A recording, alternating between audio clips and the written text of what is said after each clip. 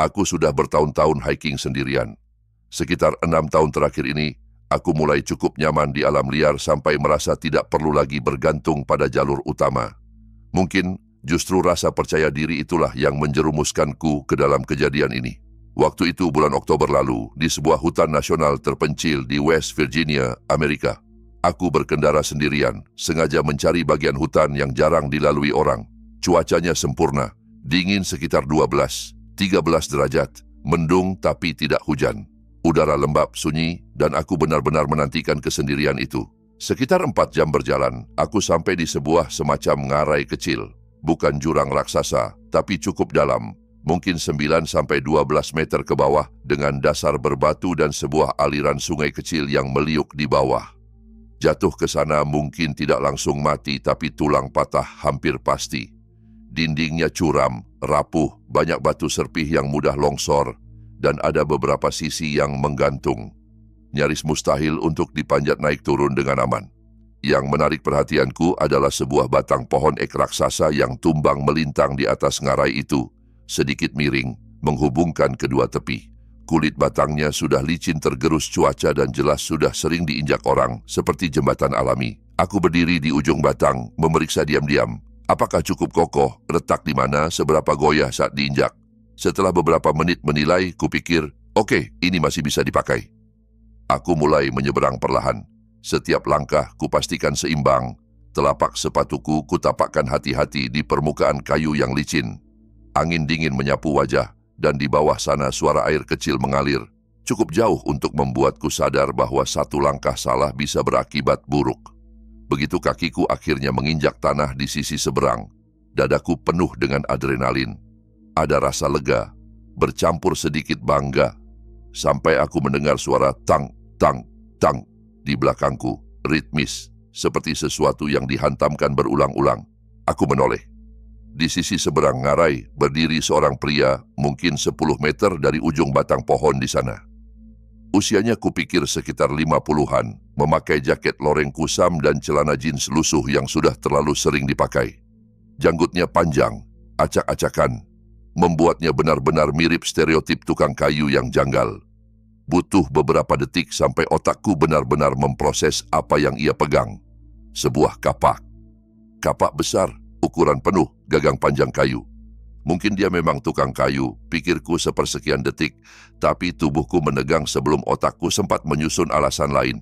Dia berjalan tenang ke pangkal batang pohon di sisinya, lalu mulai mengayunkan kapak itu tepat ke batang yang tadi kupakai menyeberang.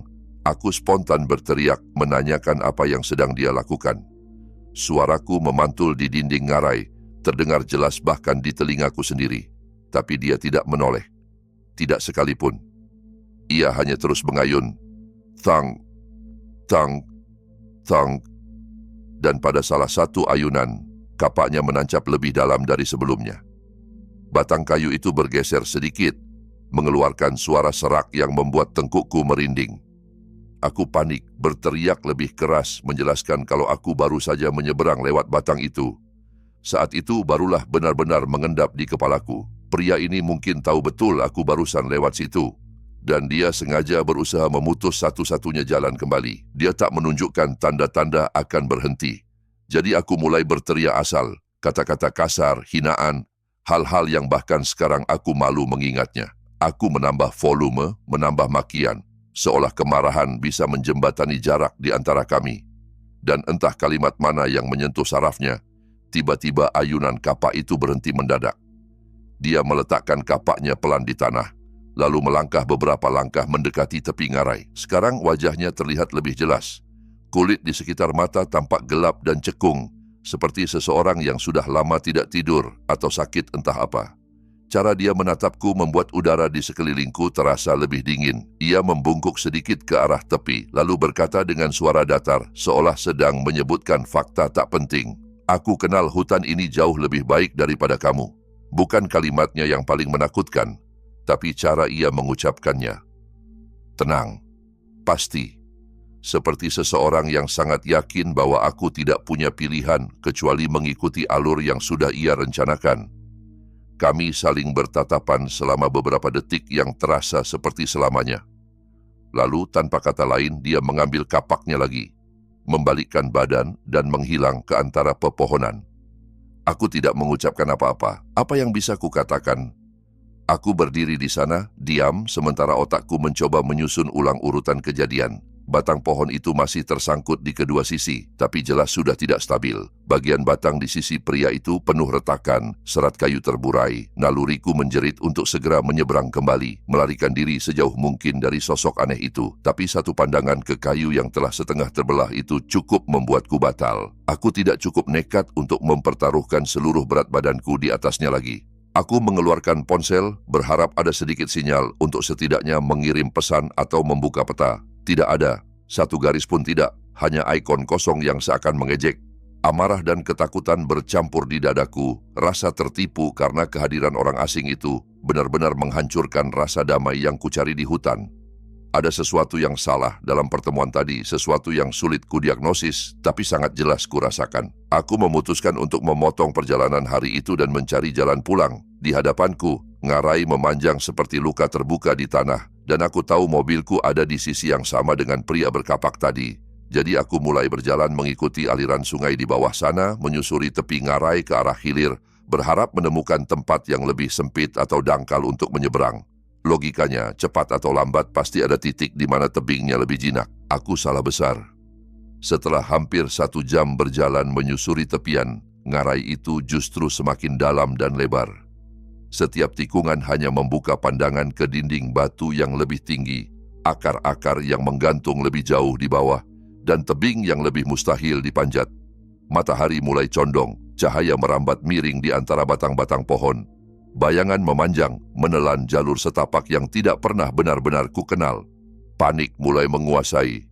Aku berada di sisi yang salah, jauh dari mobil, hari mulai gelap, dan satu-satunya jalur mudah, batang pohon itu, sudah tidak bisa dipercaya lagi. Aku mulai berpikir serius untuk turun ke dasar ngarai, memanjat batu, lalu naik di sisi seberang. Meskipun otak warasku berulang kali berbisik itu ide yang hampir bunuh diri. Di tengah kebingungan, aku hampir tidak memperhatikan ketika pepohonan di depan sedikit terbuka. Sebuah celah kecil di antara batang-batang besar memperlihatkan sesuatu yang membuatku berhenti. Sebuah area datar seperti bekas perkemahan. Ada lingkaran batu bekas api unggun yang tampak seperti baru dipakai. Abu masih gelap, batu-batu terlihat hangat di bawah cahaya yang sisa. Awalnya aku lega. Mungkin ada pendaki lain atau camper yang bisa membantuku menunjukkan jalan. Tapi ketika aku melangkah lebih dekat, rasa lega itu perlahan berubah jadi ketidaknyamanan yang menekan. Di batang-batang pohon yang mengelilingi area itu ada ukiran. Bukan inisial, bukan tanda hati 2 nama, bukan penanda jalur. Luka-luka panjang di kulit kayu, membentuk simbol dan pola yang tidak kupahami. Garis-garis yang dalam, dibuat dengan niat. Di tanah dan di cabang-cabang rendah ada benda-benda berserakan.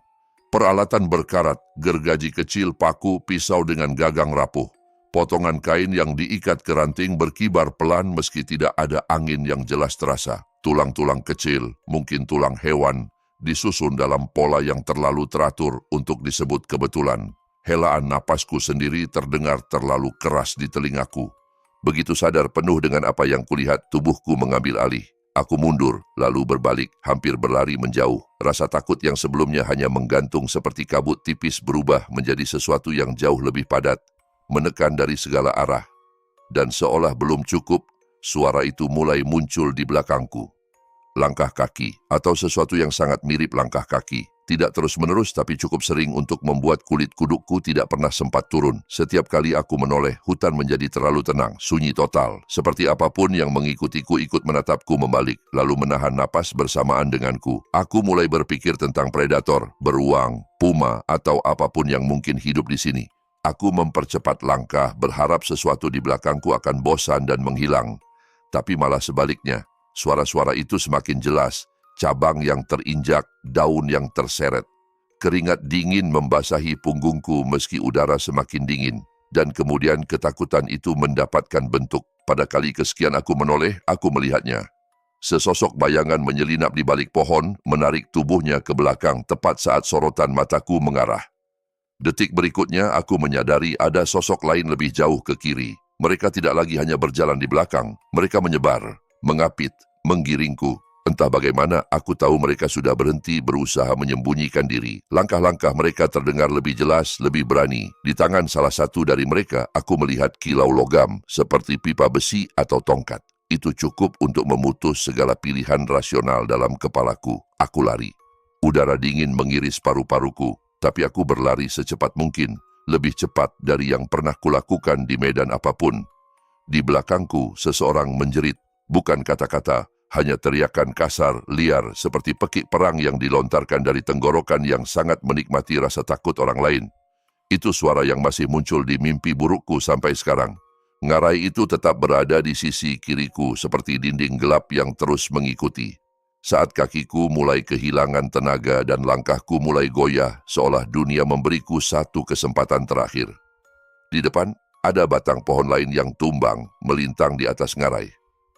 Jauh lebih kecil dari yang pertama, lebih tipis, tampak jauh lebih rapuh.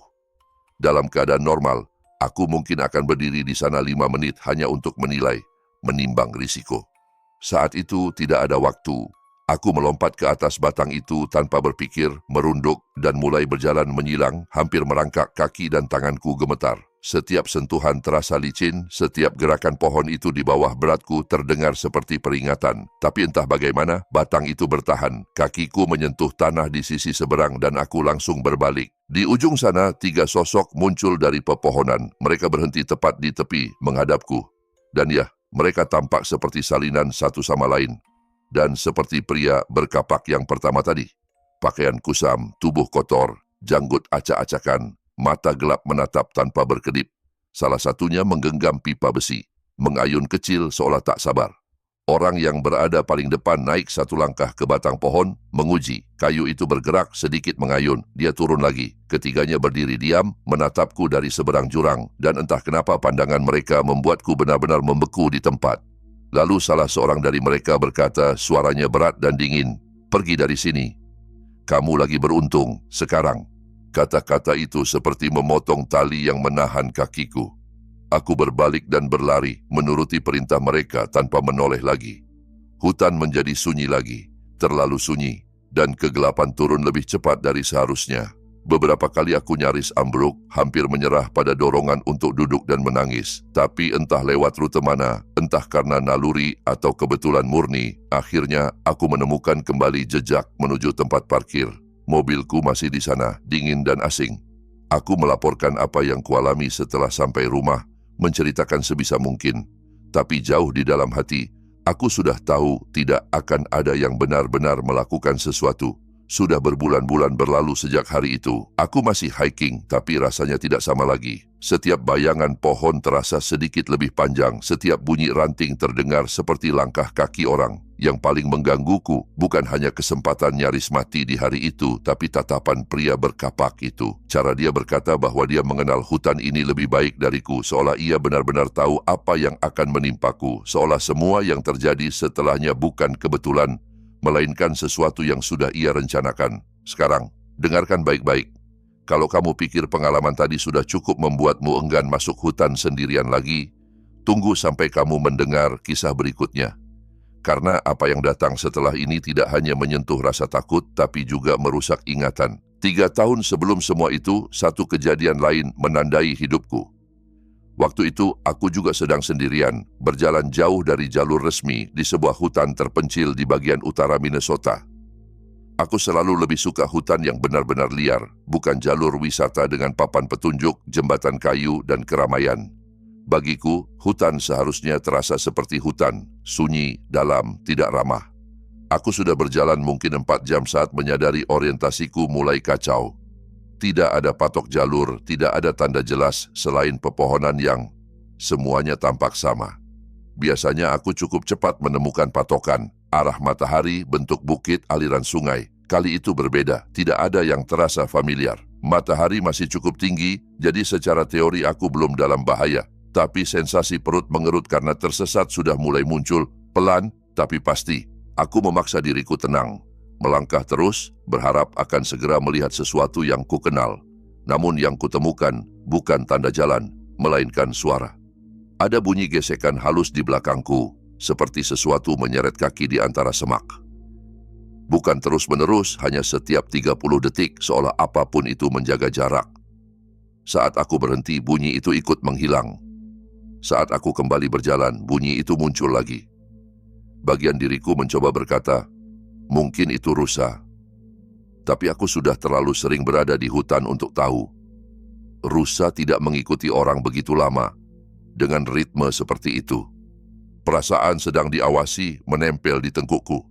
Aku terus berjalan, setiap langkah terasa lebih berat, dan tiba-tiba, seolah ada aba-aba tak terdengar, suara gesekan itu berubah menjadi gerakan dari segala arah sekaligus. Daun-daun bergoyang, ranting patah, bayangan melintas. Sebelum aku benar-benar memahami, aku sudah dikepung. 6 atau 7 ekor serigala, aku tidak sempat menghitung dengan tepat. Mereka muncul dari sela pepohonan, melingkar di sekitarku. Beberapa menggeram, bibir terangkat memperlihatkan gigi. Sebagian hanya menatap dengan mata kuning datar. Dan di pandangan itu aku melihat sesuatu yang pasti. Bagiku, mereka tidak sedang bermain. Aku adalah mangsa. Tangan gemetar, aku merogoh pisau yang selalu kubawa. Di tengah lingkaran serigala, dengan tubuh tegang dan jantung menghantam tulang rusuk, aku sadar betapa kecil peluangku. Pisau kecil melawan rahang-rahang itu. Dalam kepalaku muncul kalimat singkat yang rasanya begitu tenang sekaligus mengerikan. Jadi ini caranya aku mati di sini karena aku terlalu keras kepala menolak jalur yang aman. Aku mencoba memutuskan, harusnya aku berdiri tegak dan berteriak, membuat diriku tampak lebih besar, atau berdiri diam berharap mereka menganggapku bukan ancaman. Sebelum sempat memilih, sesuatu terjadi. Secara serentak semua serigala itu menegang. Bukan bergerak saling meniru, tapi seolah mereka merespon sesuatu yang datang dari luar lingkaran kami. Telinga mereka tegak, tubuh condong ke arah yang sama, pandangan mengarah ke suatu titik di belakangku. Dalam hitungan detik, mereka lari. Bukan mundur pelan, bukan menilai ulang. Mereka berpencar secepat mungkin ke arah berlawanan dari titik yang mereka lihat barusan. Dengan kepanikan yang nyaris terasa. Seolah merekalah yang sedang diburu.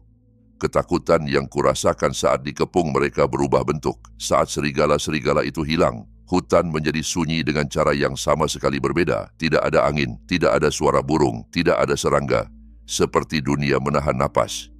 Cahaya masih cukup terang, tapi entah bagaimana, segala sesuatu tampak sedikit lebih redup, seperti ketika pandanganmu mulai menyempit sebelum pingsan. Dan kemudian muncul pertanyaan yang jauh lebih menakutkan daripada serigala itu sendiri. Apa yang bisa membuat seluruh kawanan serigala melarikan diri seperti itu? Dari jarak cukup jauh. Sebelum aku sendiri menyadarinya, aku tahu aku harus tetap bergerak. Tapi setiap langkah sekarang terasa seperti mengarah ke sesuatu yang seharusnya tidak pernah kulihat. Aku sempat berpikir untuk mengikuti arah lari para serigala, berharap mereka secara naluriah menjauhi bahaya. Tapi itu berarti berbalik arah, berjalan ke tempat yang baru saja kulewati, menambah waktu tersesat, dan mungkin menghadapi kawanan itu lagi. Sementara intuisku berkata, jalan keluar justru ada di arah semula. Ke arah yang membuat serigala-serigala itu lari. Pada akhirnya, aku memilih terus berjalan ke depan. Kalau harus menghadapinya, lebih baik masih ada sinar matahari, pikirku. Memaksa logika untuk terdengar masuk akal. Keringat dingin bercampur dengan hawa sejuk di kulitku. Setelah sekitar 20 menit, pepohonan di depan mulai jarang, memperlihatkan area yang tampak seperti sebuah lapangan kecil. Sekilas, aku mengira itu perkemahan lain. Ada sesuatu di tengah yang sekilas mirip lingkaran api. Semakin dekat, semakin jelas bahwa ada sesuatu yang tidak beres di sana. Di batang-batang yang mengelilingi area itu ada lagi simbol-simbol. Ukiran dalam, tajam, membentuk pola yang tidak kumengerti. Bukan tanda pendaki, bukan coretan iseng. Ini seperti ritual. Seperti seseorang menandai wilayahnya. Dari cabang-cabang di atas kepalaku, benda-benda menggantung di tali kulit yang sudah mengering. Beberapa tampak seperti tulang kecil, mungkin burung, mungkin hewan pengerat. Ada juga logam berkarat, dibengkokkan menjadi bentuk-bentuk aneh yang membuat mataku ingin menolak melihatnya lebih lama. Di tengah area itu, fire ring yang kulihat dari jauh ternyata bukan sekadar lingkaran batu. Batu-batunya ditumpuk rapi, membentuk susunan kecil, semacam tumpukan yang disengaja.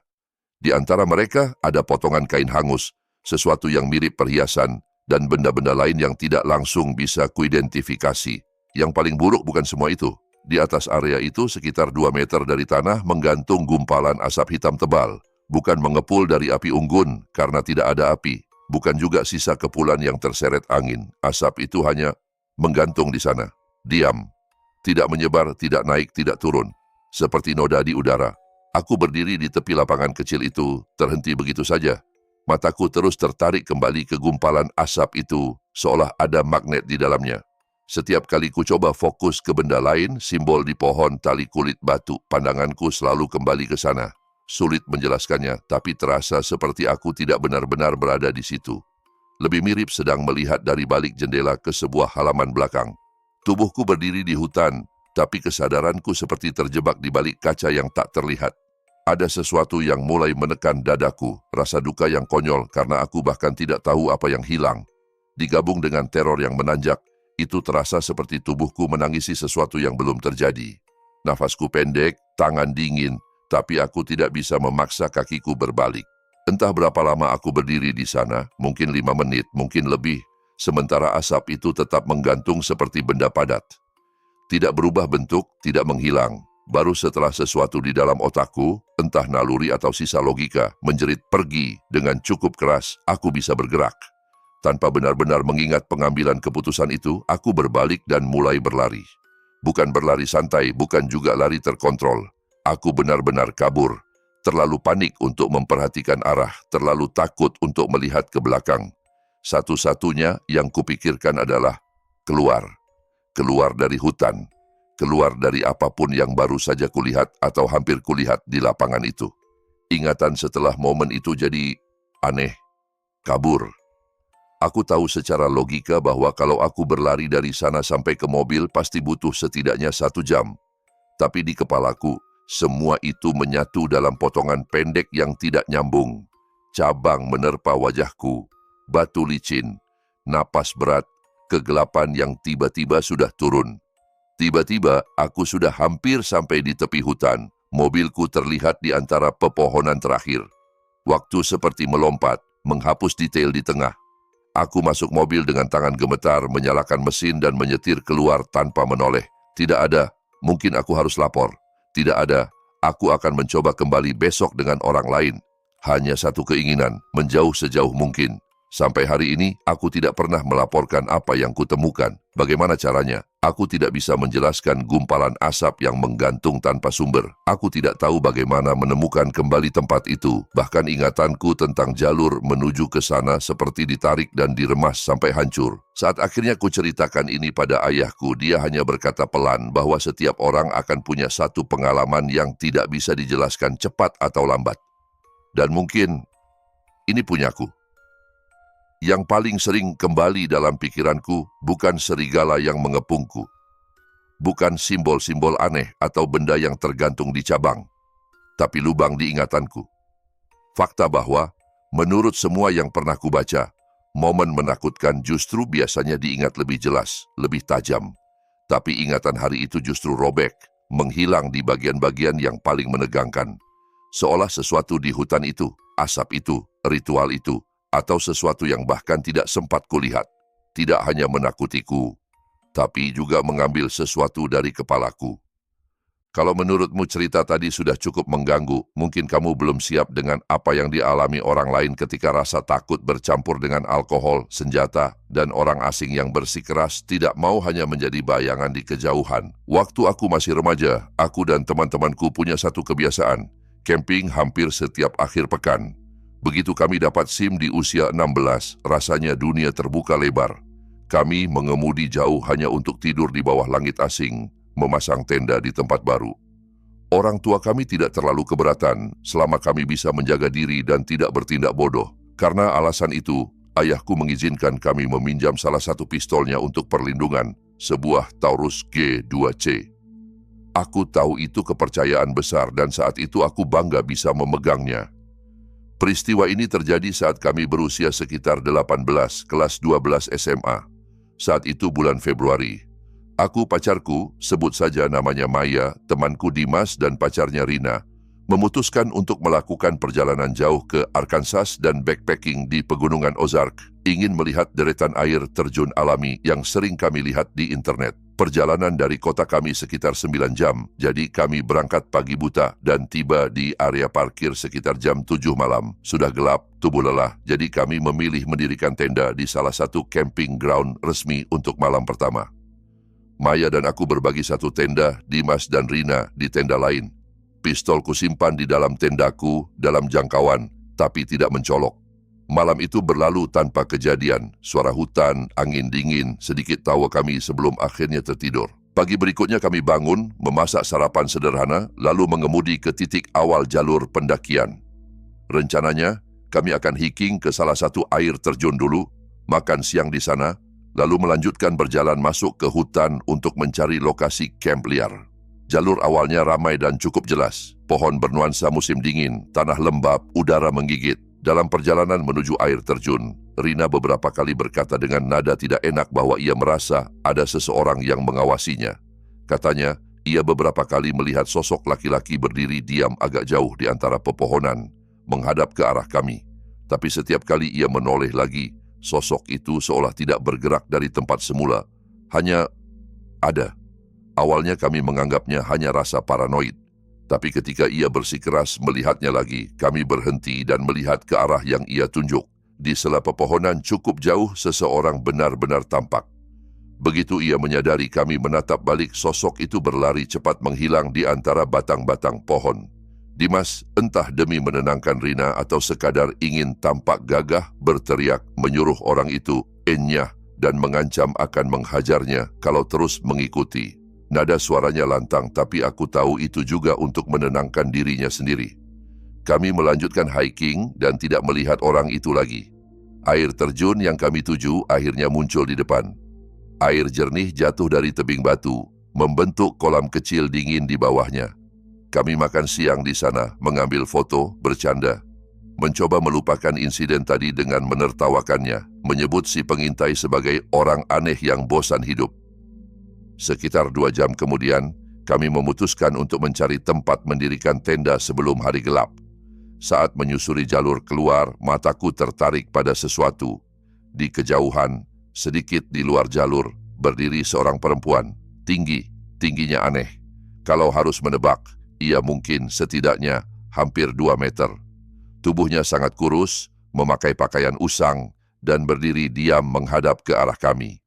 Pemandangan itu membuat bulu kuduku berdiri, rasanya tidak alami. Aku menunjukkannya kepada yang lain, dan ekspresi mereka berubah seketika. Maya menggenggam lenganku lebih erat, Rina ikut merapat ke Dimas. Kami berteriak, menyuruh perempuan itu pergi, mengatakan bahwa kami membawa pistol. Perempuan itu hanya menatap sebentar, lalu berbalik dan berjalan perlahan menjauh, menghilang di balik pepohonan. Tidak terburu-buru, tidak panik. Itu mungkin bagian yang paling tidak menyenangkan, seolah kehadiran kami hanya gangguan kecil. Kami memutuskan untuk terus berjalan lebih jauh lagi dari area itu. Kami tidak tahu apakah 2 sosok aneh itu saling terkait atau hanya kebetulan. Tapi perasaan diperhatikan dari 2 arah berbeda dalam satu hari membuat kami ingin sejauh mungkin dari sana. Setelah sekitar 1 jam, kami menemukan tempat yang tampak sempurna, dekat sebuah aliran sungai kecil dengan kolam agak dalam di salah satu bagian. Airnya jernih, bebatuan halus, suasana tenang. Kami memutuskan untuk menikmati sedikit momen normal. Kami berendam, bermain air, bercanda sambil menertawakan kembali kejadian tadi, menyebut mereka hillbilly teler yang kebetulan nyasar ke hutan. Alkohol yang kami bawa belum dibuka, tapi suasana sudah mulai mengendur. Saat matahari turun dan udara semakin dingin, kami keluar dari air, menggigil dan mulai menyiapkan makan malam. Kami membawa dada ayam untuk dipanggang, nasi, sayuran, bahkan kentang. Kami memang selalu berusaha makan layak di setiap camp out, bukan hanya mie instan. Aroma daging panggang dan nasi panas memenuhi udara, menyamarkan sejenak rasa tidak enak yang masih menggantung. Setelah makan, barulah kami membuka minuman keras yang kami bawa. Aku, yang sudah sejak lama jadi perokok berat, menggulung beberapa linting ganja yang kusimpan untuk meramaikan suasana. Kami minum, merokok, bercerita, tertawa sampai Dimas benar-benar terjatuh dari kursi lipatnya dan malah berbaring di tanah sambil tertawa tanpa henti. Malam itu terasa hampir normal. Hutan gelap menjadi latar, kami hanya 4 remaja yang merasa kebal bahaya. Akhirnya satu persatu tenaga kami habis. Dimas dan Rina masuk ke tenda mereka. Aku dan Maya masuk ke tenda kami, masih sedikit terhuyung, melanjutkan tawa dan canda di dalam. Sampai tiba-tiba, di luar tenda, kami mendengar suara tawa. Bukan tawa kami, tawa lain. Pelan, kemudian semakin jelas. Nada yang salah, tidak pas. Ku bilang ke Maya, setengah kesal, setengah geli, pasti Dimas lagi menertawakan kita. Aku berteriak dari dalam tenda, apanya yang lucu? Tapi dari tenda seberang, suara Dimas menjawab cepat, masih serak, bukan gua. Kalimat pendek itu seperti menampar kesadaranku, mabukku seperti menguap. Jantungku langsung naik ke tenggorokan. Aku meraih pistol, membuka resleting tenda secepat mungkin, keluar, dan tanpa berpikir menembakkan beberapa peluru ke udara sambil berteriak menyuruh siapapun di luar sana untuk pergi sebelum aku benar-benar mengarahkan peluru ke mereka. Suara tembakan memantul di antara pepohonan tajam membuat malam terbelah. Ada suara langkah lari terburu-buru menjauh. Dedaunan bergoyang, sesuatu menghilang di kegelapan. Sunyi kembali turun, tapi bukan sunyi damai, lebih seperti jeda. Kami memindahkan kedua tenda lebih dekat satu sama lain, hampir saling menempel. Malam itu kami memutuskan untuk bergantian berjaga. Satu orang tetap bangun menjaga, sementara yang lain mencoba tidur. Hampir tidak ada yang benar-benar nyenyak. Pagi berikutnya, kami mempertimbangkan pulang lebih awal. Rina ingin langsung angkat kaki dari hutan itu. Maya juga tidak antusias tinggal terlalu lama. Tapi kami meyakinkan diri bahwa tembakan semalam mungkin sudah cukup untuk membuat siapapun yang iseng tidak ingin kembali. Rasionalisasi murah, tapi hanya itu yang kami punya. Jadi kami memutuskan untuk berpindah mendekati jalur keluar dan camping satu malam lagi sebelum pulang. Setelah sarapan kami berkemas. Kami berjalan kembali ke jalur, meninggalkan tempat camp dekat sungai. Di perjalanan kami bertemu sekelompok kecil pendaki lain. Pertama dan satu-satunya orang lain yang kami lihat hari itu. Kami menceritakan singkat apa yang terjadi pada mereka. Mereka tampak tidak nyaman, mengucapkan hati-hati lalu melanjutkan jalan. Anehnya, meski area parkir penuh mobil saat kami berangkat, sepanjang hari kami tidak bertemu orang lain lagi selain kelompok tadi. Saat berhenti untuk makan siang, aku menyadari betapa sepinya jalur itu hari itu.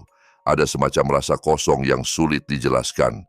Setelah makan, kami melanjutkan berjalan. Setelah kurang lebih 6 mil, kami memutuskan untuk berhenti dan mendirikan tenda. Dari titik itu, jarak ke pintu keluar terdekat sekitar 3 mil. Cukup dekat kalau hal buruk terjadi, pikir kami. Kami memasang tenda, menyiapkan makan malam. Malam itu kami makan steak dan kentang. Lagi-lagi kami minum dan merokok, berusaha membuat otak menerima bahwa semua yang terjadi hanya ulah orang iseng. Kami bercanda, tapi canda itu terdengar lebih dipaksakan, ada jeda canggung di antara tawa. Entah jam berapa, aku terbangun dengan dorongan sederhana, ingin buang air kecil. Tenda remang-remang, Maya tertidur pulas di sampingku. Aku ragu untuk bangun, tapi rasa ingin kencing tidak memberi kompromi. Sambil bergumam pelan, aku meraih pistol. Kali ini tidak mau mengulangi kesalahan dan merangkak keluar. Udara malam menggigit, hutan sunyi. Aku berjalan sedikit menjauh dari tenda, memalingkan punggung ke arah mereka dan mulai kencing. Di tengah aliran yang belum selesai, aku mendengar suara daun terinjak, pelan tapi jelas. Tepat di batas jangkauan lampu kepala yang kurasakan seharusnya kosong. Detik itu juga, semua kantuk hilang. Aku menuntaskan secepat mungkin, menarik celana sambil tangan yang lain menggenggam pistol lebih erat. Dengan gerakan cepat, aku menyalakan lampu kepala, mengarahkan sinarnya lurus ke arah suara. Di sana, berdiri pria dari hari sebelumnya. Sekarang aku bisa melihatnya lebih jelas. Rambut hitam panjang dan kotor menutupi sebagian wajahnya. Tubuhnya sangat kurus, tinggi, dengan pakaian compang-camping. Di tangannya bukan sekadar benda samar, sebuah golok besar, terangkat sedikit, ujungnya mengarah ke tanah. Sesaat kami hanya saling menatap, lalu ketika aku mengangkat pistol, ia mulai berlari ke arahku. Segala sesuatu setelahnya terjadi terlalu cepat untuk kupikirkan. Aku menjerit, menarik pelatuk berkali-kali. Tembakan-tembakan meledak menghancurkan keheningan malam. Dalam salah satunya, aku mendengar teriakan kesakitan dan melihat tubuhnya tersungkur, jatuh ke tanah di tengah cahaya lampu kepala yang bergoyang. Aku tidak menunggu untuk memastikan di mana peluru mengenai. Maya, Dimas dan Rina sudah bangun, berlari keluar dari tenda dengan wajah panik. Nafasku tersengal, aku hanya mengatakan satu hal, kami harus pergi, sekarang. Tidak ada diskusi, tidak ada bagaimana kalau. Kupikir, kalau dia mati, aku akan harus menjelaskan banyak hal pada polisi. Kalau dia hidup, kami sedang bermain-main dengan orang yang berani mengejar remaja dengan golok di tengah malam. Kami tidak membongkar tenda, tidak ada waktu untuk itu. Kami hanya meraih tas, barang-barang penting, memasukkan apa yang bisa dijangkau ke dalam ransel dan meninggalkan tenda begitu saja. Kami berlari menyusuri jalur ke arah pintu keluar, memotong jarak 3 mil dalam waktu kurang dari 1 jam, yang dalam kondisi normal hampir mustahil dengan medan seperti itu. Tapi ketakutan bisa menambah tenaga yang tidak masuk akal. Sesampainya di area parkir, kami masuk ke dalam mobil, mengunci pintu, menutup jendela, dan memutuskan untuk tidak langsung menyetir dalam keadaan sangat lelah dan setengah syok. Kami menutupi jendela seadanya dan mencoba tidur di mobil, pistol tetap di dekatku. Setiap suara kecil membuat mata kami terbuka lagi. Pagi harinya, tanpa banyak bicara, kami menyalakan mesin dan langsung pergi dari area itu. Kami berhenti di sebuah diner kecil di kota terdekat untuk sarapan, mencoba merasa seperti manusia normal lagi di antara suara piring dan obrolan orang asing. Kami tidak menelepon polisi. Kami tidak melapor ke penjaga taman. Sampai sekarang, aku masih bertanya-tanya apakah itu keputusan yang salah. Tahun-tahun berlalu dan aku tidak pernah mendengar ada berita tentang seseorang yang ditemukan tertembak di hutan atau laporan orang hilang yang cocok dengan gambaran pria itu. Jadi kemungkinan besar entah dia selamat dan bersembunyi atau jasadnya tidak pernah ditemukan, atau mungkin hal yang lebih mengganggu, tidak ada yang peduli untuk mencarinya. Yang jelas, pikiran bahwa dia dan mungkin perempuan tinggi kurus itu masih berkeliaran di hutan mengawasi pendaki yang tidak curiga adalah sesuatu yang kadang muncul di kepalaku saat malam terlalu sunyi. Kalau setelah mendengar semua ini, kamu merasa hutan tidak lagi terdengar sesederhana deru angin dan suara ranting patah, kamu tidak sendirian. Kalau cerita-cerita tadi membuatmu sedikit lebih sulit memejamkan mata malam ini, tinggalkan like-mu, subscribe kalau kamu berani mendengar kisah berikutnya, dan tulis di komentar apa yang paling membuatmu merinding, atau apa yang akan kamu lakukan kalau kamu yang berdiri di tengah kegelapan itu.